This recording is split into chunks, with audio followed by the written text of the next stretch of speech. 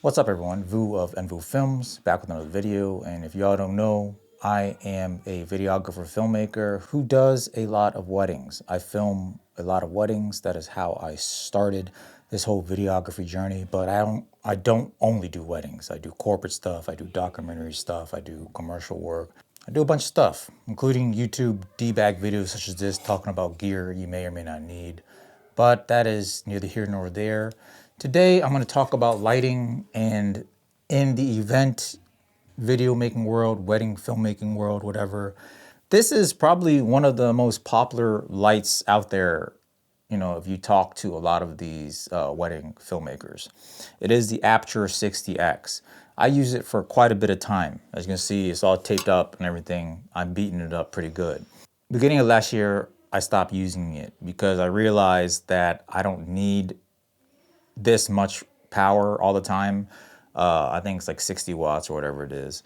And it is just huge. It is big, it is heavy, and it is very cumbersome to lug around, especially when you're someone like me who actually travels quite a bit to film weddings, and I gotta put all my gear in just a carry-on luggage box, and I won't be able to fit everything properly. When I take these lights, they get quite hefty, especially if you climb up in age, such as me, 40 years old with an Asian back. It's going to be straight reckless. So I actually switched off for a year to smaller lights, such as the Limitless 30-by. I've been using that the entire year with no problem. Max output I ever needed was 50% or so, and that was completely enough for me to light the dance floor the way I wanted to, and to light the speaker when I wanted to. The benefits of having such a small and light lighting setup is I could use small light travel light stands without worrying about it falling over and completely destroying a guest, which is sometimes might be desirable because wedding guests are very annoying, but I do not want to deal with that lawsuit. So there's that, which is why I use these carbon fiber Ulanzi MT49 carbon fiber light stands. Very affordable, very cheap, anywhere between $60 to $90 you can find them. And to be safe, I just gaff tape them to the ground if I want to make sure no D-bag guest trips over on it. And although the Limitless 30-by has been working for me, there are its limitations. I cannot use it for everything. And of course, it is only 30 watts of power. It is not the strongest light. Again, it's enough for most cases, but it is not going to be enough to use as a key light with a softbox or something like that. It is just a very specific light for a very specific use case. It's pretty much just a wedding reception.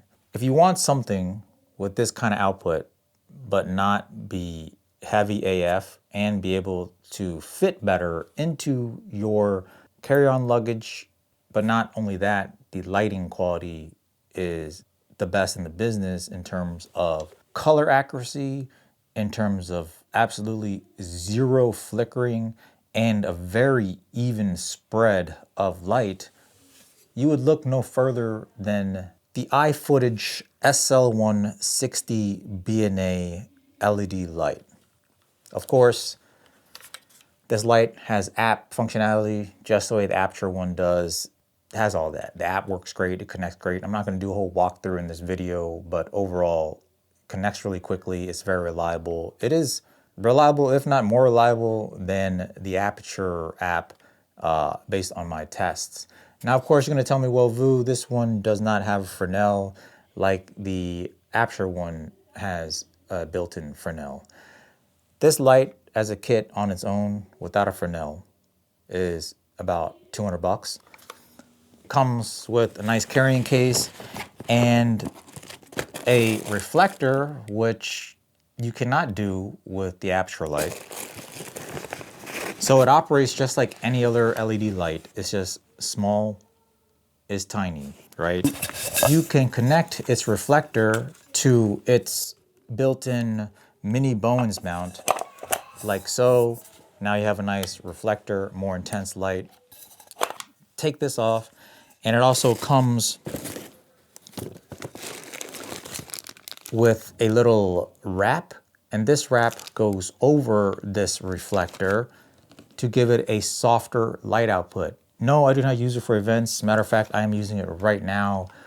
All it is the Ifootage 60bna with the reflector and with the piece of cloth over the top of the reflector, shining into my wall that has like a little diffusion sheet, and it's just hitting my face like this.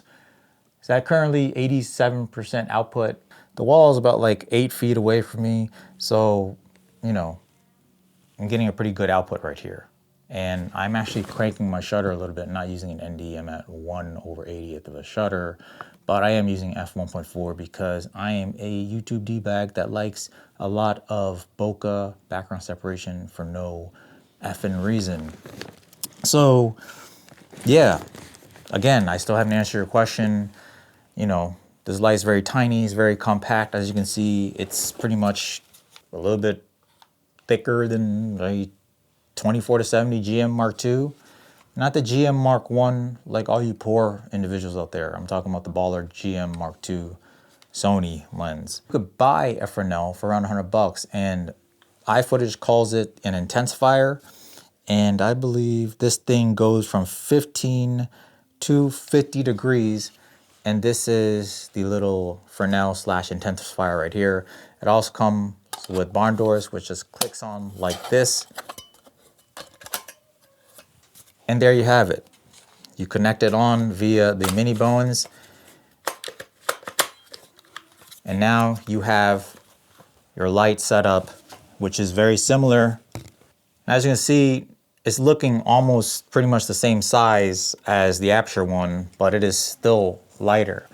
And as I said, it is easier to pack because you can break it down into pieces to pack into your luggage. On top of that, the power options here is pretty much endless.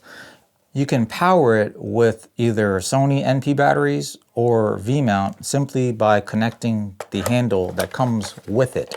So once you connect the handle, you have 2 different battery options just right there, built in to your whole light setup.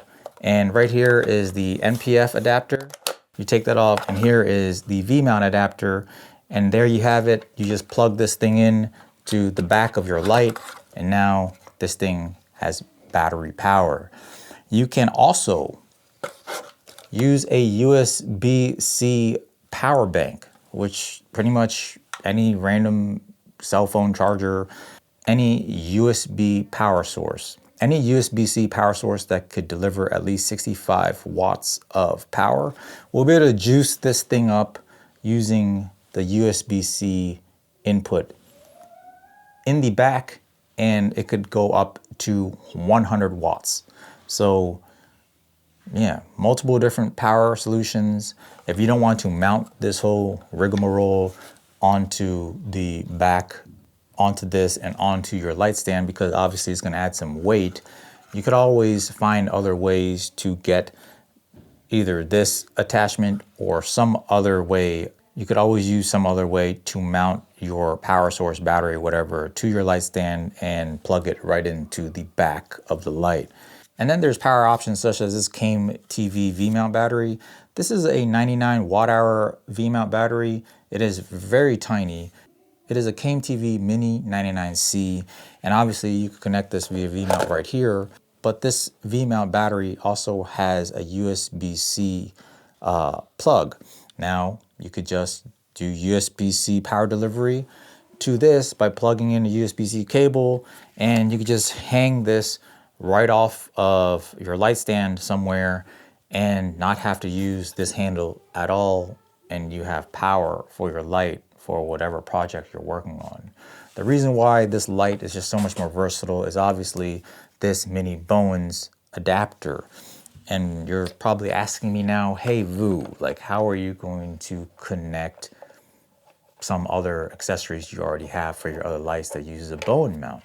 If you have other bowens mount accessories already, such as softboxes or whatever it is that you have, you can easily just use this bowens mount adapter and attach it right here, And there you have it. Now you could put any bowens mount item on this light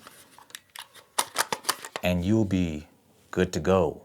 So the light output power is 70 watts or so. This light is small, it's tiny, it's relatively light.